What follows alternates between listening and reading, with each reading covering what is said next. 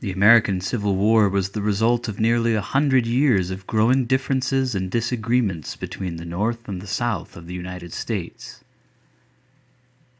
A growing industrial economy in the North allowed the northern states to advance in ways that did not involve slavery.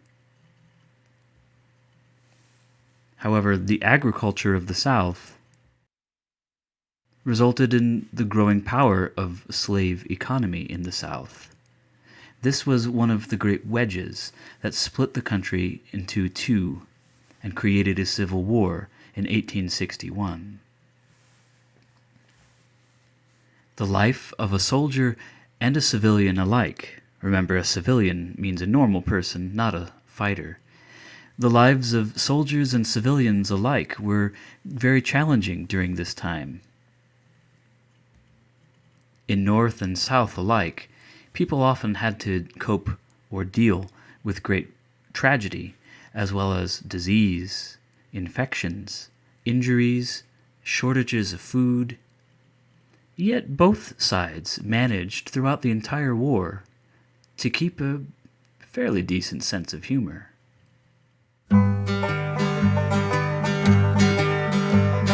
Sitting by a roadside on a summer's day, chatting with my messmates, passing time away, lying in the shadows underneath the trees. Goodness, how delicious, eating goober peas. Peas, peas, peas, peas, eating goober peas.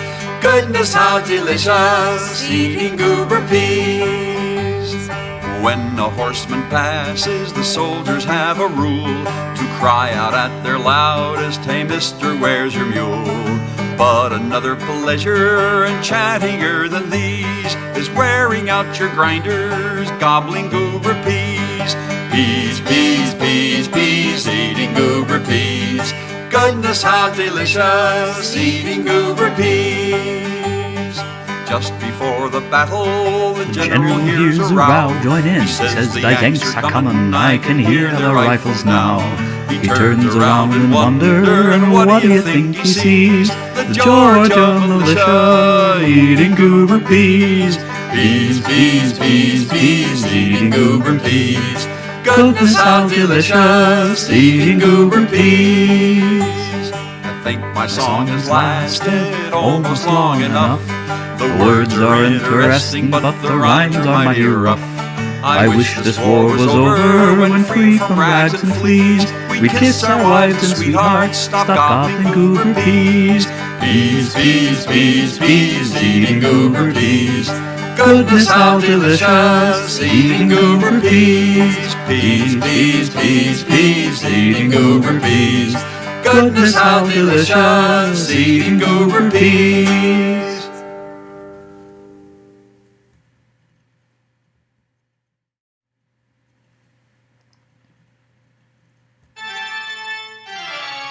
How did this all begin?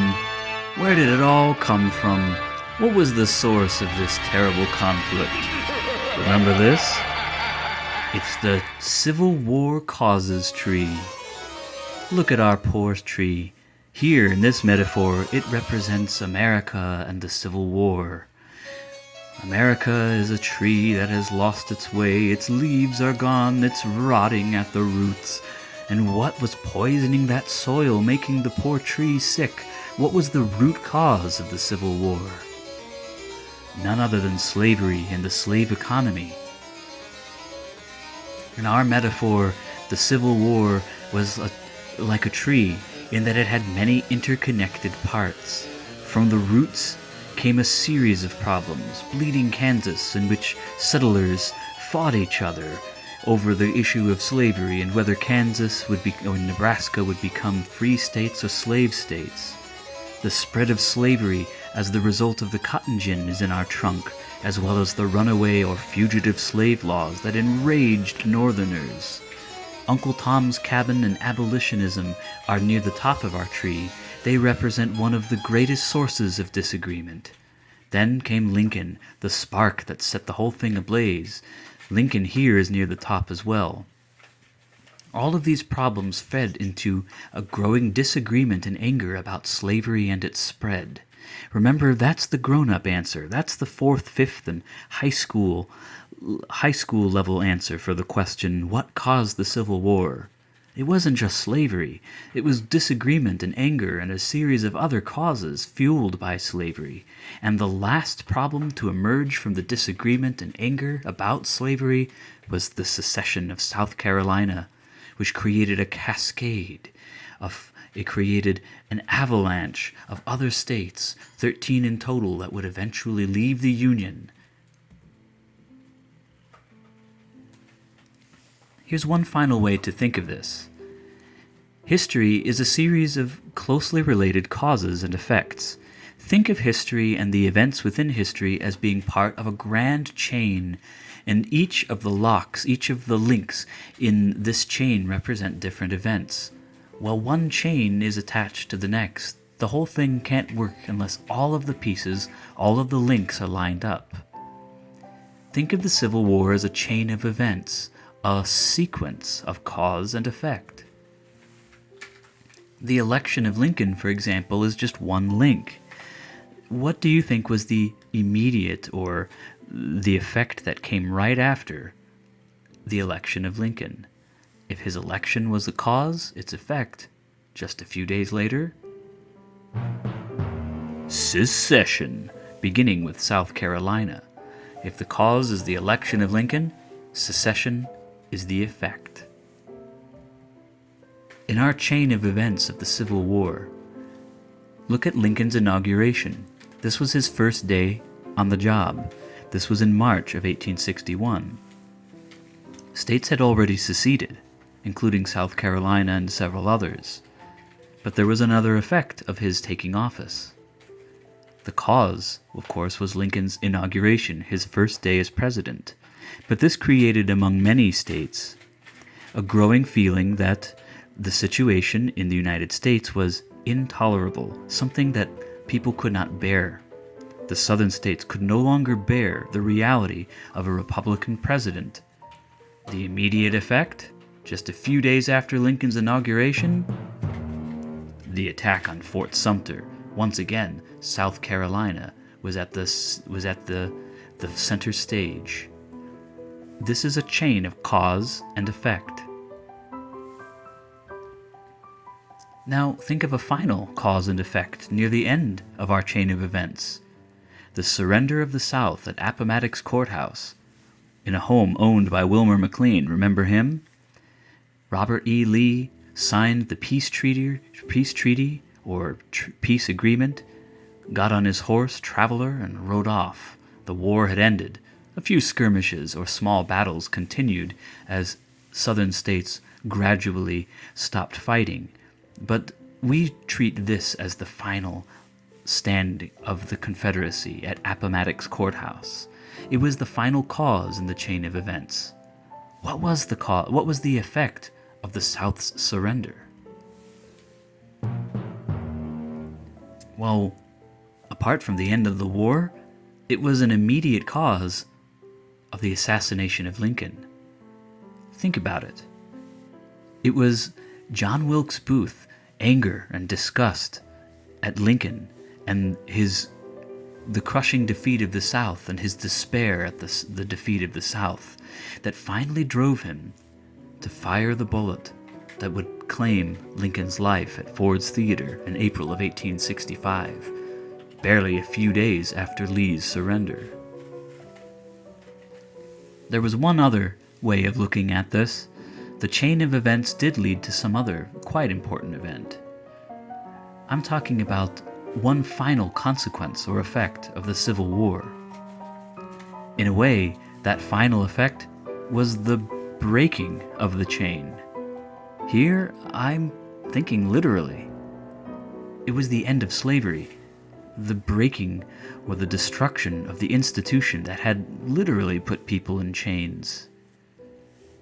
That's going to be our focus, the end of slavery and the end of the Civil War, today and going into the next few weeks.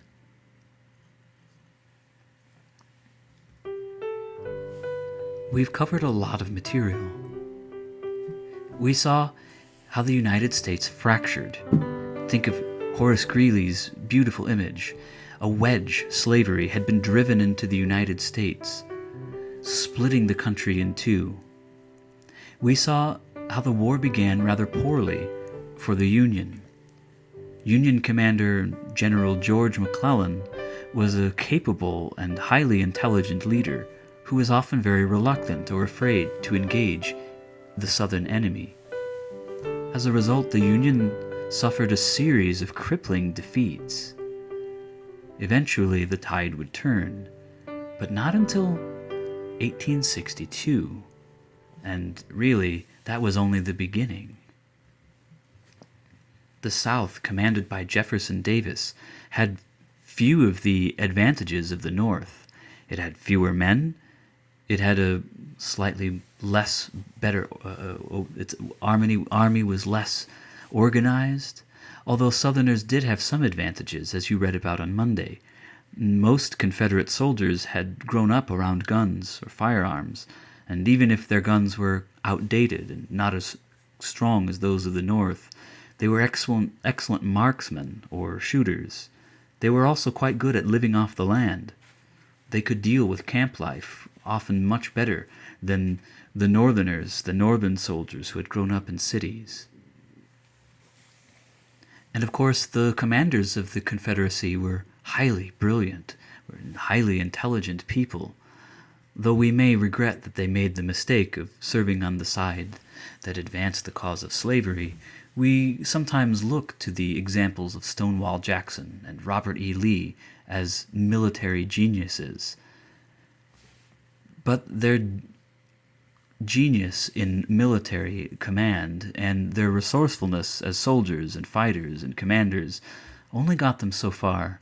When the Union began finally winning in 1862 and especially 1863 at Gettysburg, the Confederacy suffered terrible losses from which it could not recover. The seeds had been sown for the South's defeat.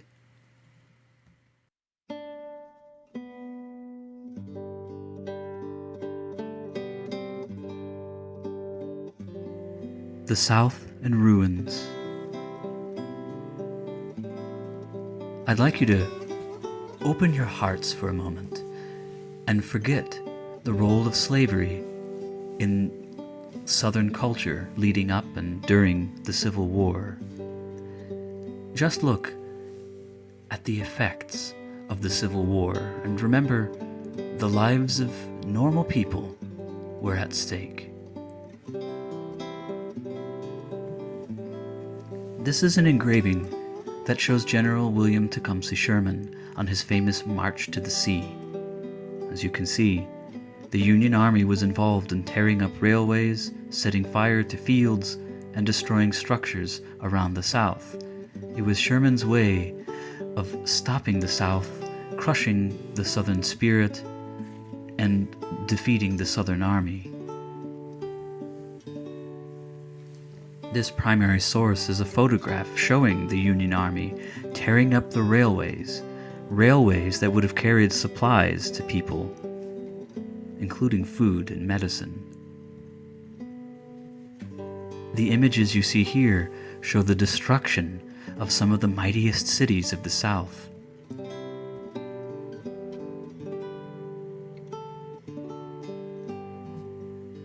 The lives of the people in those cities and villages were irrevocably changed. This photograph shows people gathering live rounds, cannonballs and other forms of ammunition that had been launched at the cities. This was a highly dangerous job. Many of these rounds were still live. That means they could go off at any moment, and the people gathering them in the ruins were vulnerable. This is Richmond, the once mighty capital of the Confederacy. Richmond was one of the largest cities in the South. As you can see, much of it lay in total ruins. Its harbor had been bombarded. Few of the buildings that remained standing had roofs over them. This is Atlanta. General Sherman insisted on destroying the rail station and the rail depot or center point in downtown Atlanta. It would take decades to rebuild these cities.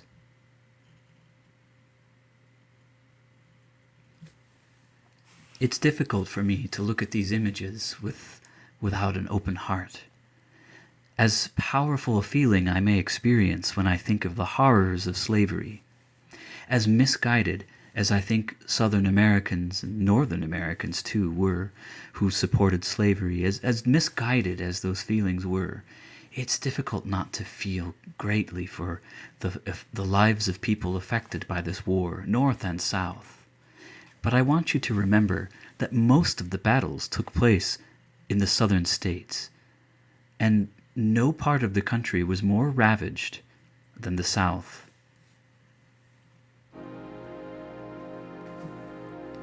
I'd like you to read along with me to get a better picture of the South in ruins. A broad streak of ruin. At the end of the Civil War, the South was a devastated land. Travelers to that region were shocked by what they saw. Wherever General Sherman's army had marched in Georgia and South Carolina, wrote one traveler, the countryside looked for many miles like a broad black streak of ruin. In other words, everything had been burned. Before the war, Charleston, South Carolina had been one of the South's sparkling cities.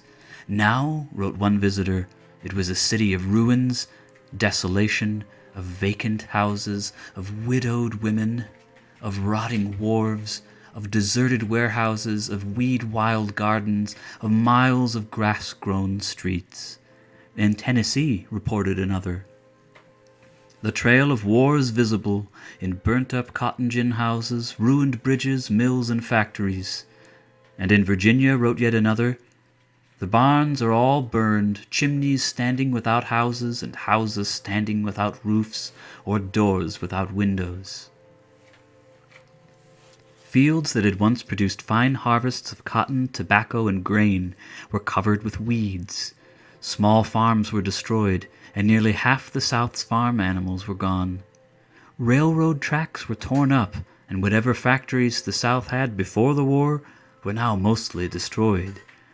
Many Southerners, both white and black, were without food, clothing, or any way to make a living. The human losses were even worse. Nearly 1 of every 6 men and boys who put on the gray uniform of the Confederacy was dead by the end of the war. 1 of every 6. Even more were wounded, some so badly they would never be the same again. Here is a number that tells you a lot about the human tragedy of this war.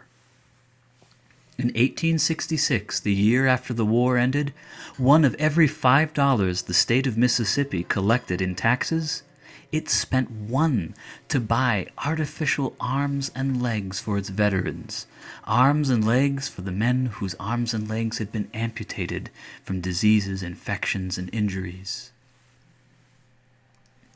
As for the former slaves, the war brought them freedom, and there is no greater blessing than that. In the first months after the war, a good many black people left their old plantations just so that they could experience their new freedom. They wanted to know what it was like to go wherever they wanted without having to get permission from an owner. One former slave told her former owner that she just could not stay and continue to cook for her. "If I stay here," she said, "I'll never know I am free." Many freed slaves had an even more important reason for taking to the road. They hoped to find family members who had been sold and separated from them. But most of the former slaves stayed right where they were. Does that surprise you?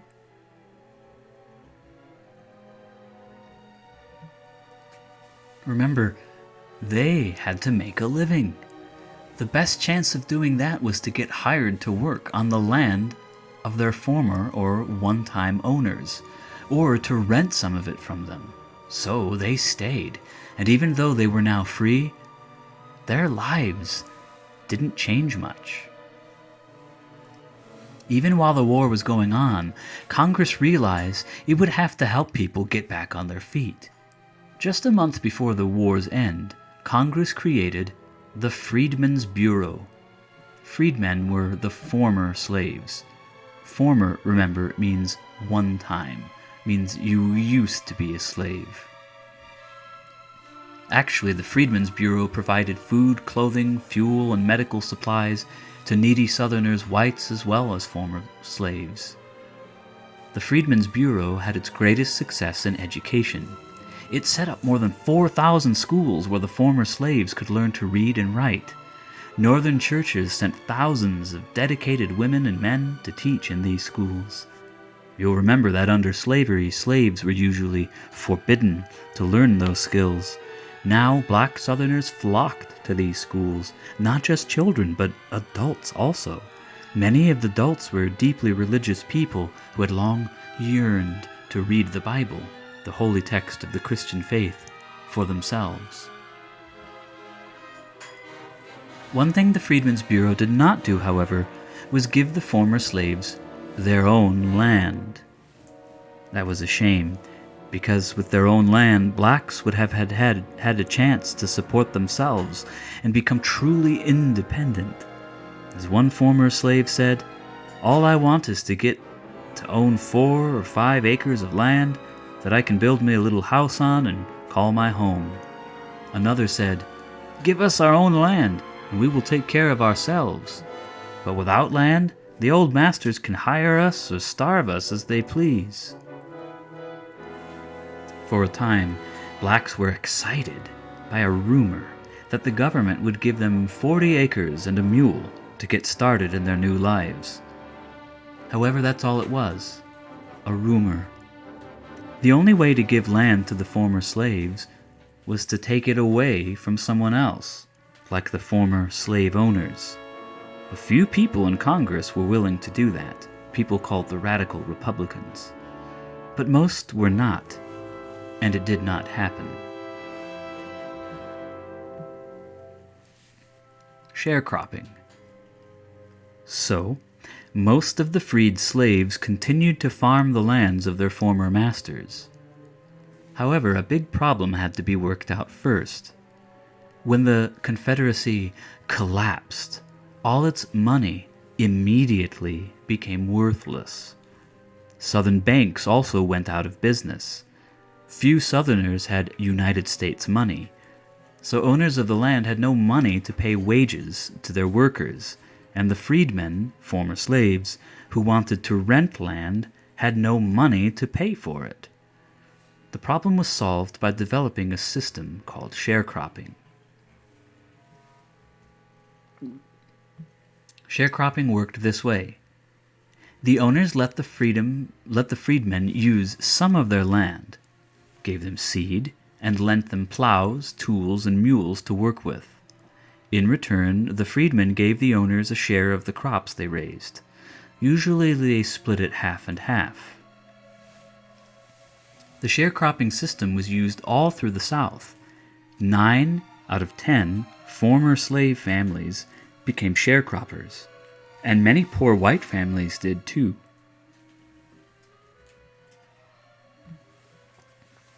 This is an introduction to the years immediately following the Civil War. It's a very difficult subject.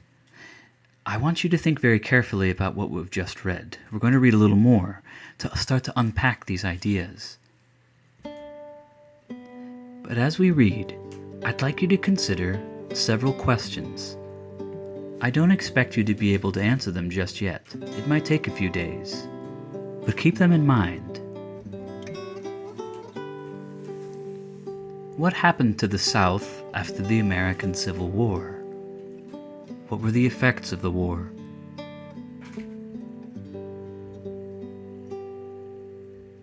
How do you think life had changed for former slaves in the South? Remember, a former slave is someone who was once a slave. How had their lives changed? A final question for you to consider. How might life have remained the same for former slaves in the South? The answers to these questions are challenging ones, and it may take us several days to fully understand the answers. Keep them in mind as we read more about the time of rebuilding the South, a time known as Reconstruction.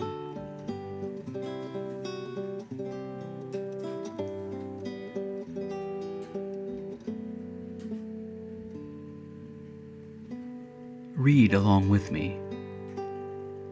Let's go back to April 1865, at the war's end. The audience roars with laughter. The play, Our American Cousin, is being performed. The comedy, featuring an uncouth or vulgar and awkward American man meeting his refined British relatives, proves to be a big hit with the crowd. Again, laughter fills the packed theater.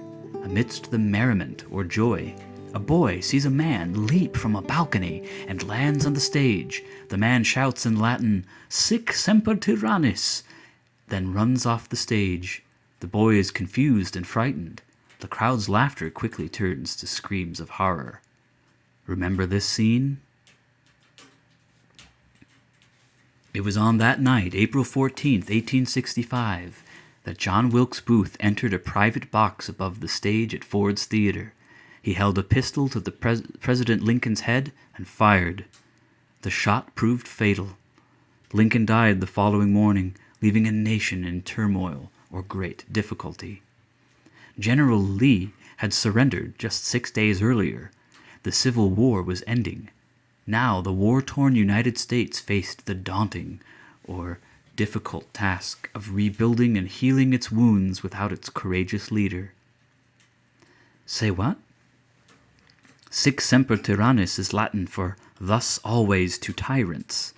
Booth was a Southern sympathizer. That means his ties were to the South. He thought of Lincoln as a tyrant. He felt that the president was out to destroy his beloved South. What do we mean by tyrant? A cruel and unfair ruler who has complete power and control over their country. This may not describe the way we feel about Lincoln, certainly not 150 years after his death, but put yourself in the shoes of John Wilkes Booth to understand how Lincoln, our 16th president and one of our most celebrated presidents, could be considered a tyrant. Different plans. Even before the war had ended, President Lincoln was thinking about how to unite the nation once the fighting ceased or stopped. His main goal was always to bring the southern states back into the Union. Remember, by Union, we don't only mean the countries that made up the North. This is a term that is also used to describe the United States of America. It's also the name given to the Northern Army during the Civil War. But what was the best way to do this? He didn't want to punish the South. He wanted reconciliation, or the solving of disagreements. The majority of the fighting had taken place in the South. As a result, the area was destroyed. Cities were in ruins. Fields and farms were burned until nothing remained. The South needed to be rebuilt. It needed to be reconstructed. Lincoln devised a plan. Preparing for the plan. In Lincoln's second inaugural address, the address or speech he gave on his second inauguration, he explained that he wanted peace without punishment. He said, "With malice toward none, with charity for all, let us strive on to finish the work we are in, to bind up the nation's wounds." There were three main points in Lincoln's plan for Reconstruction, or rebuilding. First, all Southerners, except high-ranking military leaders, would be granted a full pardon. A pardon means to officially excuse someone who is guilty of a crime, but without punishment. All their property would be restored or given back to them, except for the people they enslaved, who were now free. The second point explained how a Southern state could rejoin the Union. To do this, 10% of its voters had to swear allegiance to the Union. The state also had to agree to outlaw slavery. This was the fulfillment of Lincoln's original promise of abolishing slavery.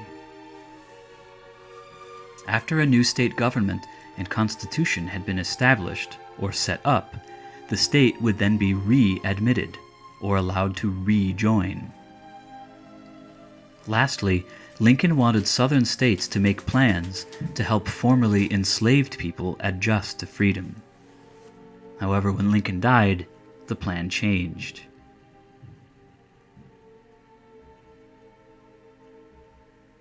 Following Lincoln's death, Andrew Johnson, the vice president, was sworn in as the 17th president.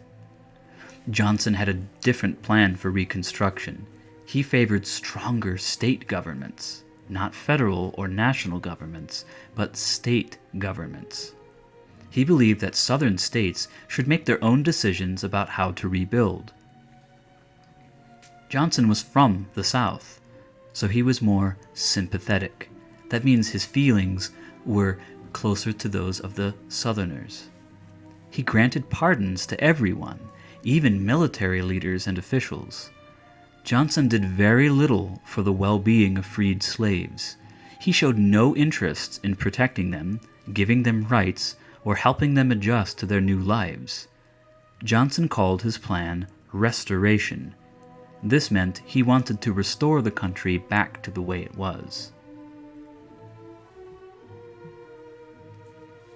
Johnson grew up poor. He resented or felt strongly against the rich Southern landowners. He wanted them to beg for their pardons or forgiveness. So Johnson made high-ranking military officials and the wealthy personally ask him for their pardons. That means they had to go to him in person to ask for forgiveness.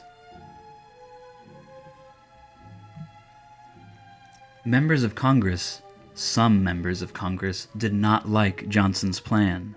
They saw that it was not working. They heard reports of Southerners abusing African Americans. Riots were breaking out in the South.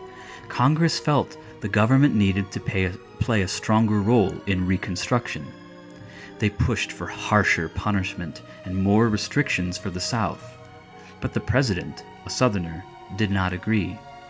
He did not care for what Congress thought. During this time, people started to call the president King Andy, because, like a king, they thought, he ran the country how he pleased.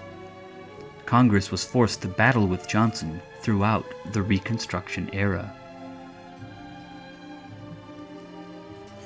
Eventually, Reconstruction got around to the business, as you read earlier, of helping to rebuild the lives or reconstruct the lives of former slaves. It created the Freedmen's Bureau to do so. Freedmen's Bureau. 4 million freedmen were now living new lives, starting new lives. They needed to adjust to a life of freedom and independence. This meant finding jobs and homes. They needed food and clothing. The road was not an easy one to travel. They faced prejudice and racism at every turn. To help in this time of transition, Congress created the Freedmen's Bureau. A freedman means a formerly enslaved person who has been freed.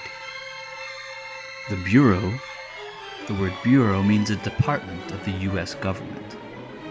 Remember that part of the job of the Freedmen's Bureau was to protect the former slaves, people who were once slaves, from prejudice and racism. Prejudice means the biased feelings against something or someone. Racism is the belief that some races of people are superior over others, better than others. Think back to Vice President Alexander Stevens' speech, in which he said that whites were superior to blacks.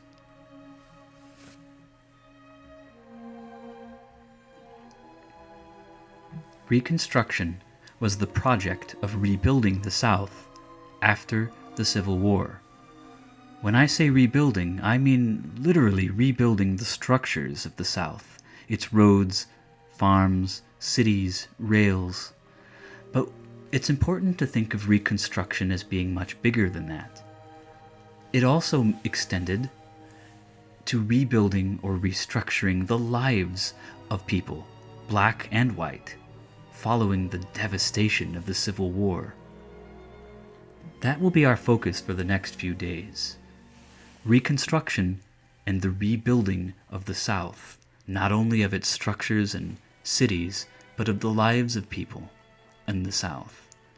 We're going to be paying particular attention to the reconstruction of the lives of former slaves. Remember, former means once. Former slaves are those people who were once enslaved. Remember these questions. How do you think life had changed for former slaves in the South? How might life have remained the same for former slaves in the South?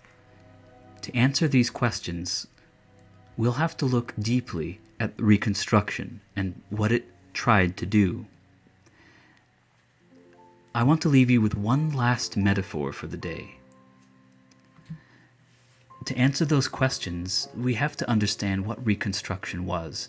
And Reconstruction meant rebuilding the lives of Southerners, especially of former slaves. And in many ways, Reconstruction was an answer to this question. The Civil War was over, but where was freedom? I want you to think of Reconstruction as being a kind of puzzle. Pieces of a puzzle. This is an image from a great American television series starring LeVar Burton from the 1980s. It was a well-made series called Roots, about the lives of over several generations of a slave family. Now, think of this as an image that we want to eliminate. We want to solve this problem, and we'll have to create a new picture, a picture that involves freedom rather than slavery. But the pieces of this new picture are all scattered about. We know that this picture, the new picture, a picture of freedom, has started to come together. What happened in 1863? How did the first few pieces of the puzzle come together? The new picture, a picture of freedom for the former slaves, was starting to form as early as 1863 with the Emancipation Proclamation. But that was only the beginning. As you can see, the lives of former slaves had often remained largely the same in the South during the Reconstruction period.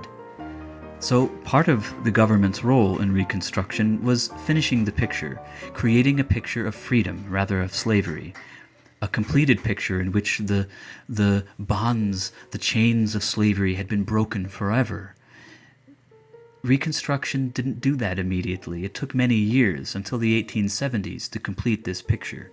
And over the coming weeks, we'll discuss the tools that the government had, the tools that it used through laws in order to complete the picture, to finally free the slaves, the former slaves of the South. It was this time, Reconstruction, and those tools created by the government to complete the picture of freedom, that sowed the seeds for one of America's greatest achievements.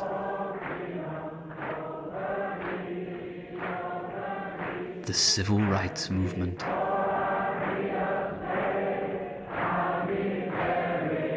It would take over 100 years to finally complete the project began in the Reconstruction era. 100 years of the Civil Rights Movement.